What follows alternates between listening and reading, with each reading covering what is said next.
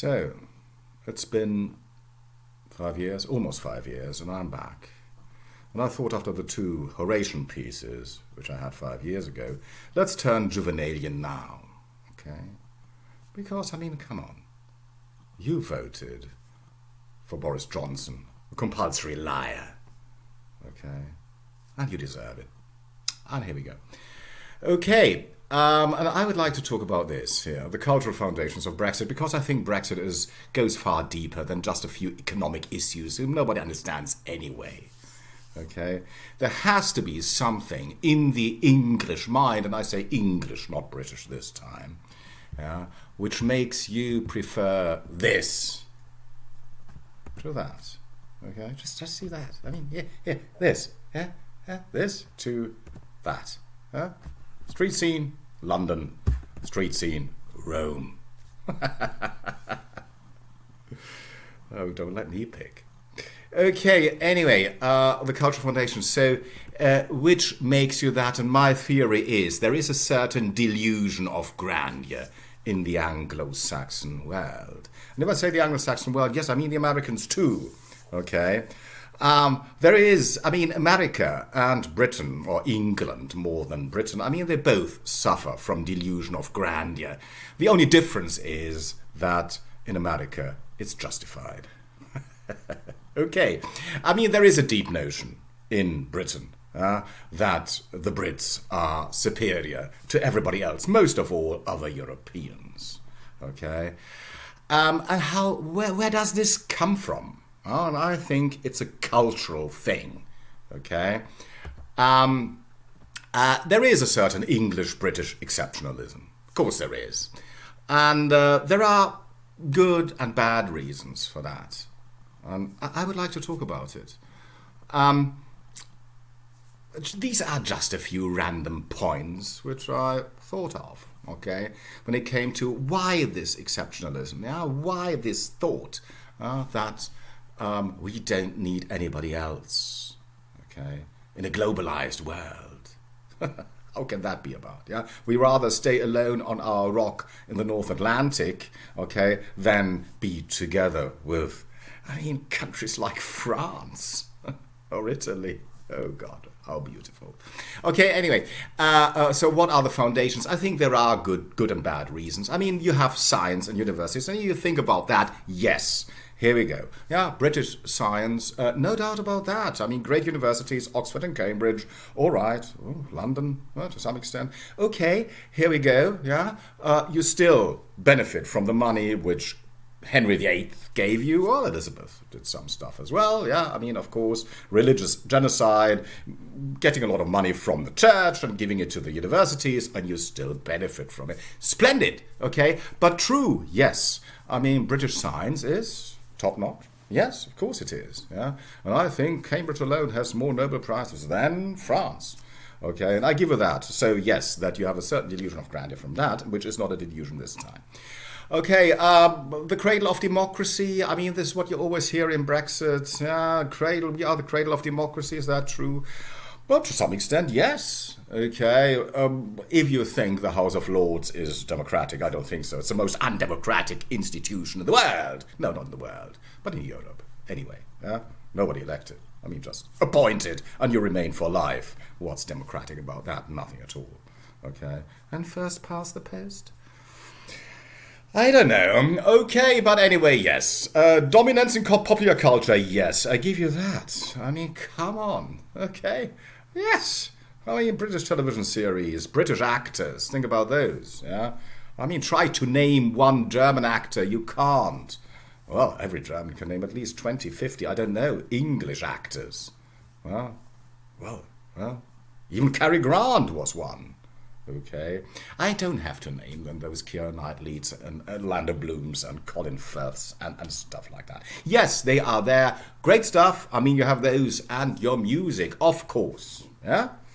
Of course, yes. The greatest bands in the world, if you ask me.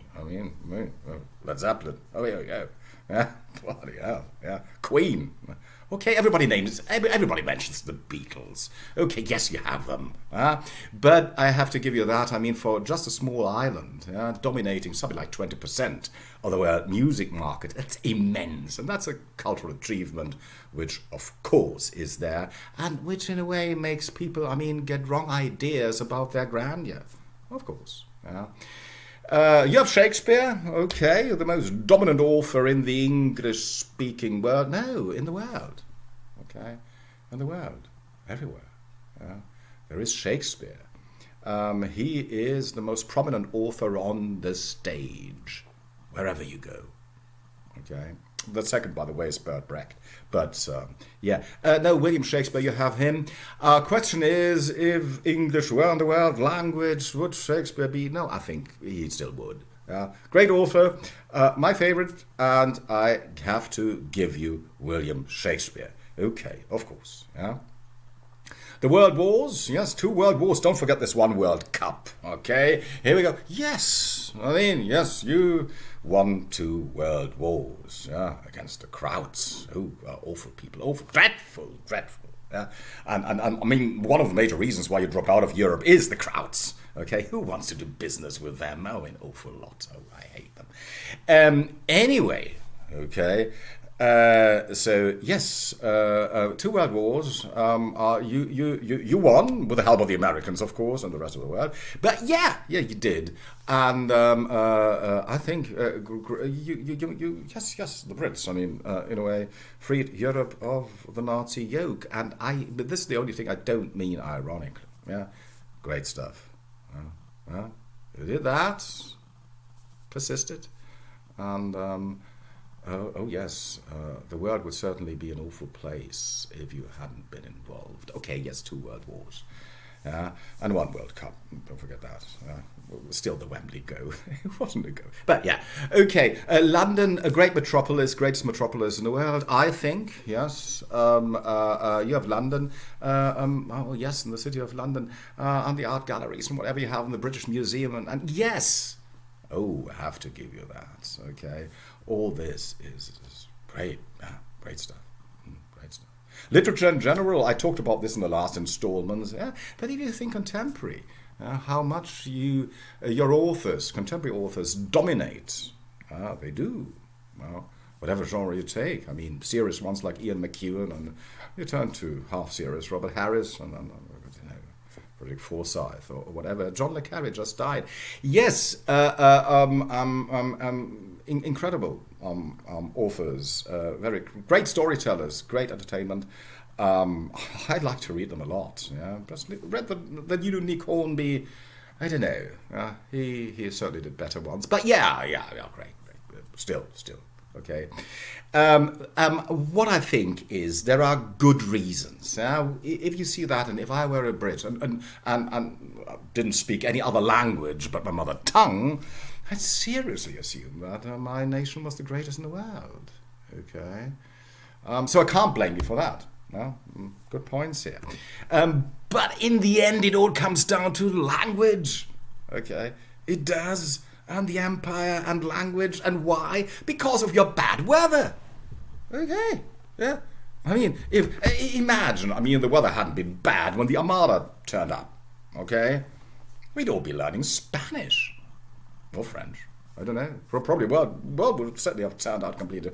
So the Brits or the English certainly wouldn't have become the colonial power they eventually became, of course, if they had lost against the Armada. It would have never happened. It would be just a country who spoke a language, English, all right, just probably the same as Italian, let's say that, or German for that matter. Okay?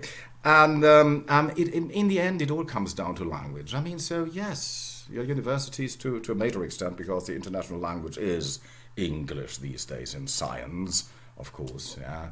Popular culture, the dominance, it's all comes down to language. Of course it does. Okay?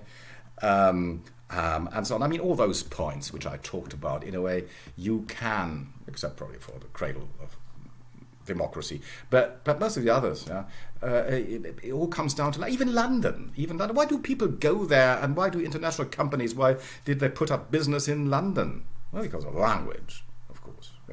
Universities, I mean, why do you have so many international students who pay an awful lot of money?